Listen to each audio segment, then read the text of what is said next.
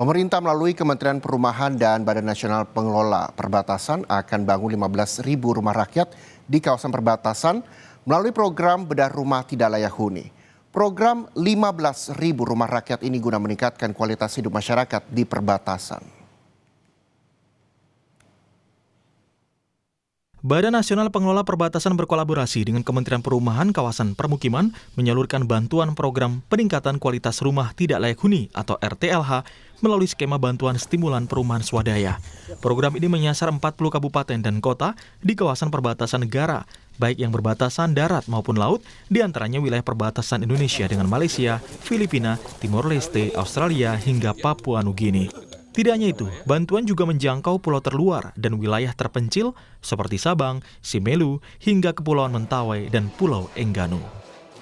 Kalau semua daerah perbatasan ini lebih sejahtera, lebih makmur, rakyatnya bangga, menjadi bagian dari bangsa Indonesia, maka insya Allah tentu ini akan menjadi buffer zone sistem pertahanan bangsa Indonesia dari infiltrasi asing itu ya. Kawasan perbatasan harus menjadi beranda depan negara yang maju dan berdaya saing.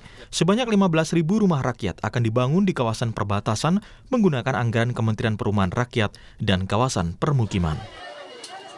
Kita akan bayangkan 15.000 rumah itu dibedah. Tadi saya sudah cek kesiapan dari tim kami, Dirjen Fitra dan timnya yang untuk siap dengan jaringannya. Nanti tolong Pak Mendagri bantu koordinasi dengan Bupati Wali Kotanya. Datanya supaya tepat sasaran sepenuhnya akan menggunakan 100% data dari BPS yang Ibu sudah siapkan.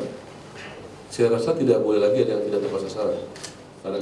Melalui sinergi lintas kementerian, pemerintah menargetkan pembangunan hunian layak di kawasan perbatasan dapat berjalan merata dan berkelanjutan, sekaligus memperkuat kedaulatan negara.